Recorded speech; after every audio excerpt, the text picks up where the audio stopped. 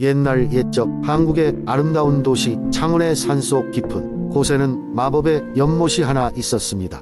전설에 따르면 이 연못은 소원을 들어주는 힘을 가지고 있다고 했습니다. 하지만 한 가지 규칙이 있었으니 그 소원을 이루기 위해서는 진정한 용기와 선한 마음을 가져야만 했습니다. 창원 마을에는 지훈이라는 작은 소년이 살고 있었습니다.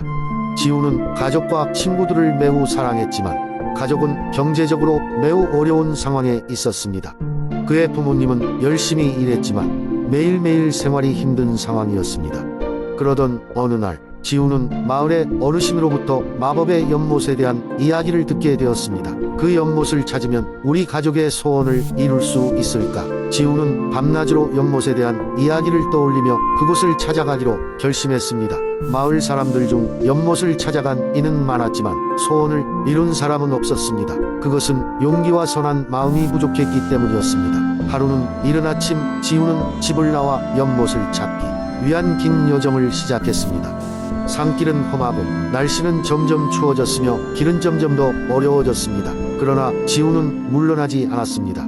그의 마음속에는 가족을 위한 소원을 이루겠다는 굳은 결심이 있었기 때문입니다. 며칠 후 드디어 지훈은 마법의 연못에 도착했습니다. 연못은 반짝이며 무지개 빛깔로 둘러싸여 있었습니다. 연못 앞에 서자 물보라 속에서 작은 물고기 모양의 요정이 나타나 말을 걸었습니다. 너의 진정한 소원이 무엇이냐?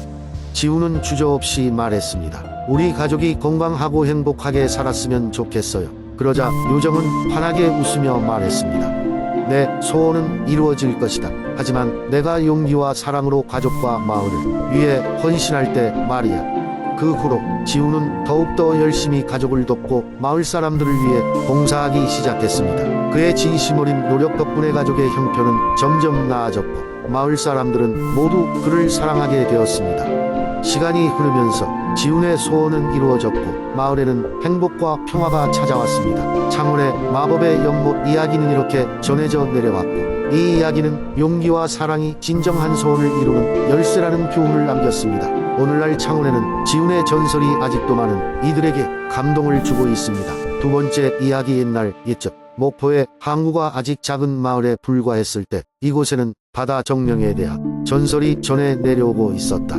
많은 어부들은 바다에서 귀가할 때마다 바다 정령이 그들의 귀환을 지켜보았다고 말하곤 했다. 매년 봄 작은 마을 주민들은 목포 근처의 작은 섬으로 여행을 떠나 작은 제사를 지내며 풍어를 빌었다. 어느 날 마을에 사는 한 소년 주혁은 바다에 대한 이끌림을 느꼈다. 주혁은 그의 할아버지에게 전해 들은 전설을 더욱 알고 싶어 했다. 할아버지는 늘 말하곤 했다. 바다 저 너머의 정령은 마음을 정결히 하는 자에게만 나타난단다. 고했으나 주혁은 그저 환상적인 이야기에 불과하다고 생각했다.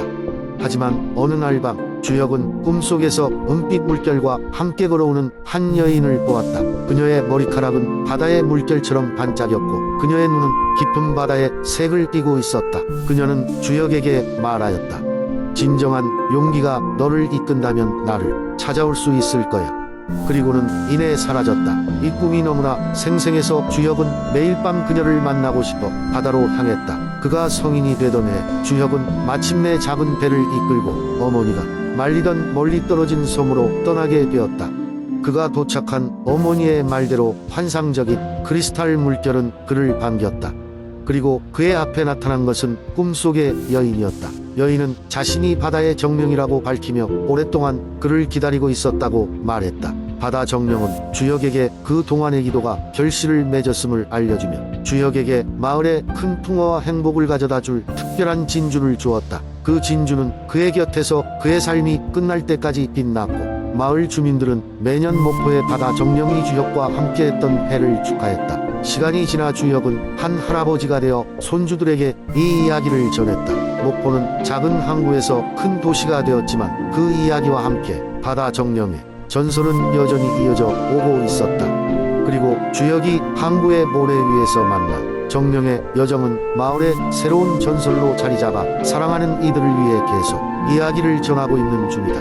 세 번째 이야기 옛날 옛적 지금의 성남 지역에는 조용하고 평화로운 호수 마을이 있었다. 이 마을은 넓은 호수를 둘러싸고 있어 마치 보석처럼 반짝였다. 그리고 그 호수에는 마을 사람들만 아는 비밀이 숨겨져 있었다. 매년 봄이 되면 호수 가운데에서는 신비로운 빛이 솟아오르곤 했다. 마을 사람들은 이 빛을 바다의 눈이라 불렀다. 이는 호수 속에 살고 있는 전설적인 용이 보내는 메시지라고 믿어졌다. 용은 마을을 보호하며 평화를 기원하고 새해의 풍요로움을 약속했다고 한다. 마을에는 용의 비밀을 밝히려는 한 젊은이가 있었다. 그의 이름은 수호였다. 수호는 어머니가 돌아가신 후 작은 집에서 혼자 살며 목수일을 하며 생계를 꾸려갔다. 그는 어릴 적부터 호수 마을 전설에 깊이 매료되어 많은 시간을 호수 주변에서 보내곤 했다. 하루는 수호가 호수 가장자리에 앉아 있을 때였다. 그는 물속에서 희미한 빛이 반짝이는 것을 보았다. 이번에는 빛이 유난히 강렬하다고 느껴졌다. 충동적으로 수호는 호수 속으로 들어가 보기로 결심했다. 그는 수영을 잘했기 때문에 두렵지 않았다. 수호가 점점 깊이 들어가자 그는 숨길 수 없는 호기심과 함께 어떤 두려움도 느끼지 않을 수 없었다. 갑자기 수호의 몸이 물기둥에 감싸이며 물살에 따라 깊은 곳으로 끌려갔다. 그는 정신을 차려보니 도달한 곳은 바다에 눈이라 불리던 그 빛의 정체였다.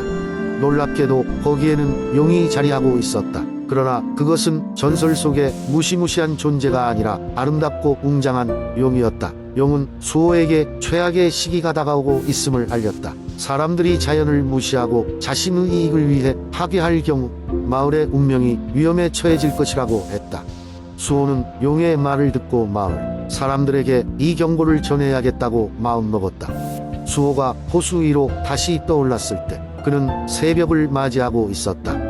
물방울이 반짝이며 새벽 햇살에 빛났다. 수호는 마을로 돌아와 용에게 들은 메시지를 전했고 마을 사람들은 그 이야기를 경청했다. 처음에는 몇몇이 의심했지만 수호의 진지한 태도와 마을의 안전을 돌아보자는 마음에 서서히 마음이 열리기 시작했다. 그날 이후 마을 사람들은 자연과 더불어 살아가는 법을 배우기 시작했다. 이로 인해 성남 지역은 더욱 풍요롭고 평화로운 마을로 거듭났다.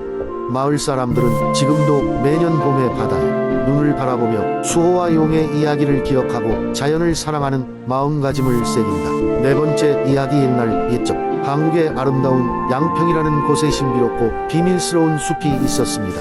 이 숲은 주변에 다른 숲과 달리 언제나 푸르름을 간직하고 있었으며 그 안엔 평범한 나무 같지만 특별한 나무가 있었죠. 이 나무는 바로 소원의 나무라 불리우며 그 옆에서 마음을 다해 소원을 빌면 이루어진다는 전설이 전해지고 있었습니다. 양평 마을에는 호기심 많고 용감한 꼬마 지민이라는 소년이 살고 있었습니다. 지민은 항상 모험을 꿈꾸며 마을을 뛰어다녔지만 누구도 그에게 숲의 전설에 대해 자세히 알려주지 않았습니다. 어느 날 지민은 할머니로부터 소원의 나무에 대한 축복과 특별한 이야기를 듣고야 말았습니다. 이에 지민의 마음은 두근거리기 시작했죠. 할머니의 옛날 이야기처럼 소원의 나무를 찾기로 결심한 후지민은 정성스럽게 준비하였습니다. 양말마다 틈틈이 견과류를 챙기고 물병도 잊지 않았죠. 드디어 날이 밝자 지민은 여행을 시작하였습니다. 숲은 녹음이 짙고 공기는 상쾌했지만 길은 점점 깊어졌고 방향을 잃기 쉬워졌습니다. 하지만 지민은 포기하지 않고 모험심 가득한 발걸음으로 계속 걸었습니다. 그때 갑자기 어디선가 작은 목소리가 들렸습니다. 안녕, 길을 잃었니? 지민은 깜짝 놀라 주위를 둘러보았습니다. 그때 작은 나무 밑에 빛나고 있는 손톱 사이즈의 꼬마 요정이 나타났습니다. 나는 요정 나리야. 너의 여정이 흥미로워 보여 따라왔어. 요정은 말했습니다. 지민은 요정을 처음 본 것처럼 종잡을 수 없는 미소로 손을 내밀었다가 신기해 입을 다물 수 없었죠.